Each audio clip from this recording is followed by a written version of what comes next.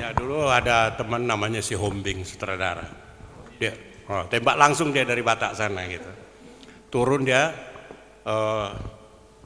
setelah dia naik bus dari Tanjung Priok mau ke Jatinegara, itu kan setiap perapatan itu nama orang mulai dari Patris Lumumba, terus Sutomo, terus Budi Utomo, terus Diponegoro, terus Slamet Riyadi. Jadi keneknya itu bilang, Patris pinggir, berhenti. Sutomo pinggir, berhenti. Terus sampai di Slamet Riyadi pinggir. Dia bilang, wah enak sekali orang Jakarta hanya menyebut nama, berhentilah bus, katanya. Setelah itu dia bilang, si Hombeng pinggir, katanya, nggak berhenti itu busnya.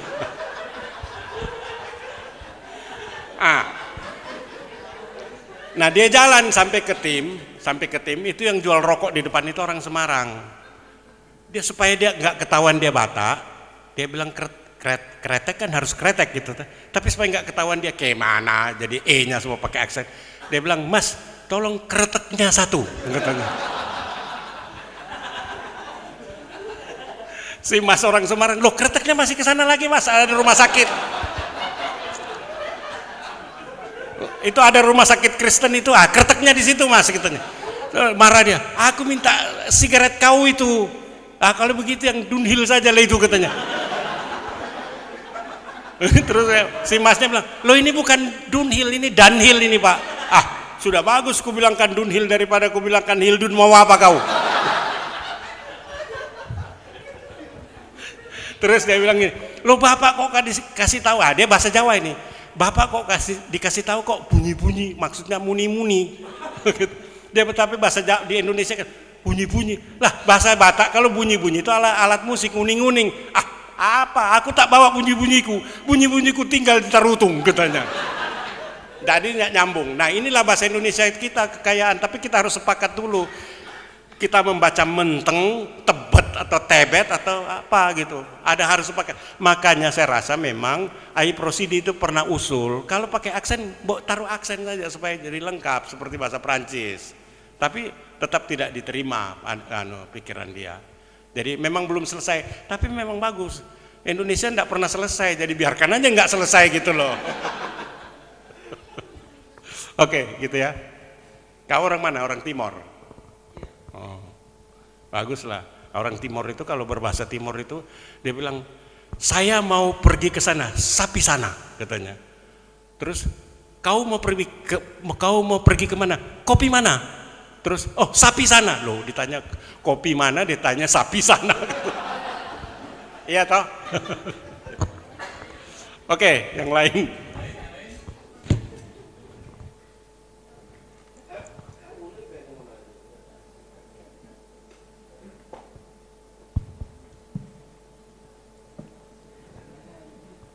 Ada?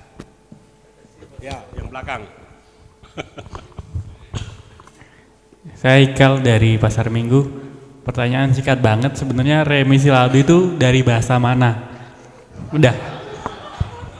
Oh itu dari Do Re Mi Fa Sol lagu Beatles itu. Saya pertama bisa lagu Beatles itu yang pakai remisi lado. Remisi lado, I'll give her all my love, gitu lah. Cuma harusnya ada fa di situ. Kata fa itu enggak bagus kalau bahasa Cina itu mati. Jadi mati itu, jadi saya hilang fa-nya. Harusnya kan bunyi re mi fa si la do, I'll give her all my love gitu. Fa-nya saya matiin, saya hilangin, enggak bagus sebab fa itu mati. Kalau bahasa Cina itu fa mati itu tse gitu ya. Jadi ular juga tse, 44 juga tse, batu juga tse. Jadi tse 44 ekor kuda ekor ular di atas batu mati semuanya.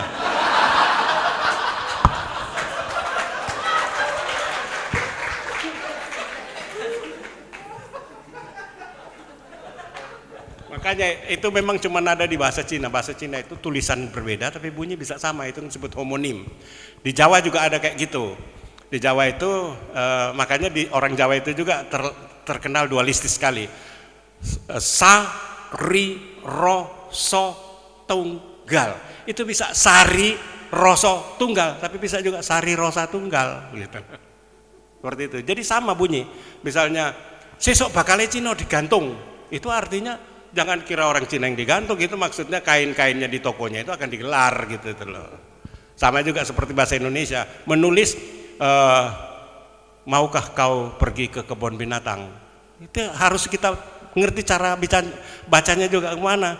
Jangan kita baca maukah kau pergi ke kebun binatang, kita nggak akan baca maukah kau pergi ke kebun binatang. Nah beda itu artinya gitu. Sama itu. Oke. Monggo. Pendek saja Om Remi. Apakah ada kemungkinan kita menggunakan strategi bahasa Melayu yang menulis counter dengan tulisan counter? Mengapa kita nggak mengikuti pola itu? Di dalam bahasa Malaysia atau bahasa Melayu, kalau counter kan ditulis counter sesuai dengan apa yang dilafalkan. Bagaimana apakah ada kemungkinan kita mengarah ke sana? Terima kasih. Kita menyerap bahasa asing itu dari Belanda lebih banyak. Jadi kalau seperti mereka karena dia dari bahasa Inggris, jadi dia sesuaikan dengan bahasa Inggris. Kita enggak, kita dari bahasa Belanda semuanya. Misalnya kakhuis, terus achteruit, itu padahal kalau dalam bahasa Belanda itu dua kata, achter dan uit, belakang keluar. Tapi bahasa Indonesia itu untuk achteruit itu artinya mobil mundur, padahal dari kata achteruit. Terus kakus itu jadi satu kata, padahal dua kata dalam bahasa Belandanya, itu kakhuis artinya rumah tai gitu. Gitu. Jadi karena kita memang menyerap dari bahasa Belanda, maka kita tidak menyerap dari bahasa Inggris, dan kita memang tidak melakukan bahasa Indonesia kita kiblatnya ke bahasa Inggris. Ya seperti dia misalnya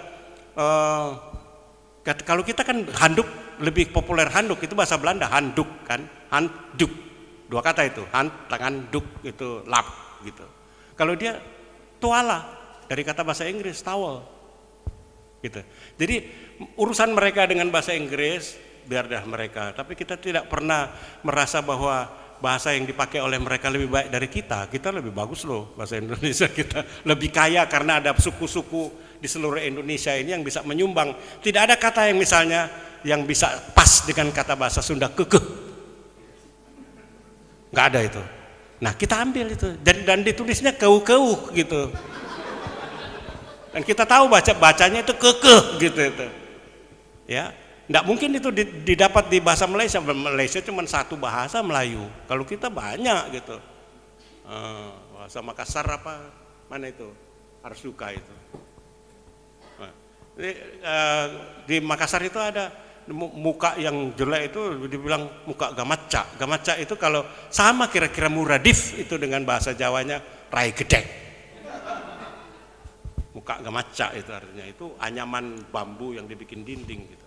Nah itu semua kita bisa memperkaya bahasa Indonesia kita dengan bahasa-bahasa daerah, dan itu cantik gitu loh. Jadi kayak tidak seperti bahasa Malaysia yang terbatas sekali. Makanya kamus bahasa Malaysia juga yang paling tebal itu cuma segini kan, kamus Dewan. Kita sudah segini loh.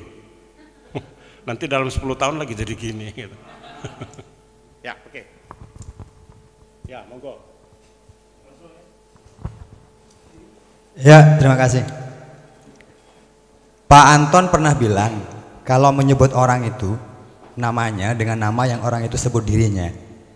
Makanya kalau menyebut Mas malam ini saya nggak ingin menyebut dengan nama Remi Silado, karena Mas sendiri menyebut nama diri untuk membicara tema ini dengan Alif dan Yamunsi. Yang saya penasaran adalah artinya apa itu Mas? Apa itu? Alif dan Yamunsi. Pertama, satu lagi. Yang kedua, bahasa Indonesia yang Mas pakai itu bahasa Indonesia apa sih? Dan apakah ada sebenarnya bahasa Indonesia? Bagi saya, bahasa Indonesia itu pernah lahir dan cepat sekali tua dan sebentar lagi mati. Atau malah sebenarnya belum pernah lahir yang namanya bahasa Indonesia. Apa itu bahasa Indonesia, dan Mas Alif dan Yamunsi ini pakai bahasa Indonesia apa sebenarnya? Ya, terima kasih. Nah, ya oke. Alif dan ya. Itu alif itu huruf pertama Arab, ya itu huruf pertama huruf akhir Arab. Alif dan ya gitu bacanya harusnya. Munshi, ketika saya pakai pertama di Kompas, Munshi, terus editornya itu si Salomo, dipakai semuanya Jadi semua yang menulis rubrik itu jadi munsi. Saya bilang, enggak sama. Munsi itu harus bisa menulis karya sastra. Dalam hal ini, Purwodarminto pun menulis karya sastra. Ada karya sastranya. Yang tidak menulis karya sastra enggak bisa dibilang munsi. Dia sarjana bahasa. Kalau munsi itu ahli bahasa. Beda. Jadi alif dan ya munsi. Yang sekarang ditanya bahasa apa yang dipakai? Ya bahasa Indonesia. Kalau Anda tidak mengerti bahasa ini sebagai bahasa Indonesia, Anda seorang nihilis. Bahasa Indonesia kita itu berkembang. Tadi saya sudah bilang ada bahasa yang tertib, bahasa resmi dipakai oleh presiden. Tapi kalau kita bercakap-cakap gini, itu bahasa sosiologistik. Tidak mungkin ya, jangan nanti datang ke pasar Klender, berapa gerangan harga cabai? Enggak toh. Ya kita tanya dengan bahasa, berapa sih? Nah, itu. Mau suruh berhenti bus, pinggir. Kenapa pinggir? Atau hop, apa itu hop? Tahu sendiri dia. Enggak ada itu di kamus itu seperti itu. Tapi ada di dalam pemakaian sehari-hari, gitu loh. Dan itu kamus memang belum lengkap. Nanti kalian lah nanti kalau memang kuliah di bahasa terus bekerja di pusat pembinasaan bahasa itu baru taruh kata hop itu atau pinggir gitu itu. Atau ngeh. Saya pakai ngeh itu dalam karya prosa saya. Sebab nggak ada kata itu. Amburadul bahasa Sunda pakai. Itu bahasa Indonesia.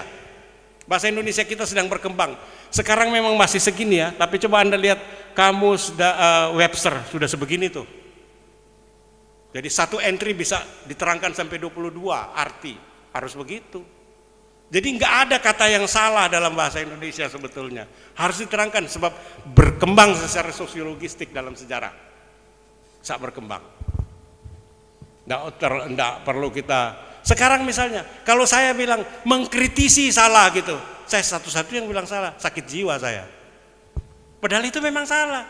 Sebab diserap dari bahasa Belanda, kritisi artinya kritikus jamak. Sama seperti politisi, musisi. Tapi di Indonesia belakangan ini itu jadi tunggal. Kalau saya menyalahkan, salah, enggak boleh musisi, harus musikus. Satu-satunya yang menyalahkan berarti kalau 10 membenarkan saya salah, saya yang goblok sendiri, saya sakit jiwa sendiri. Gitu. Makanya sebuah kamus itu harus mencatat gejala baru dalam perkembangan bahasa 1, 2, 3. Itu seperti yang dilakukan oleh Webster. Ya.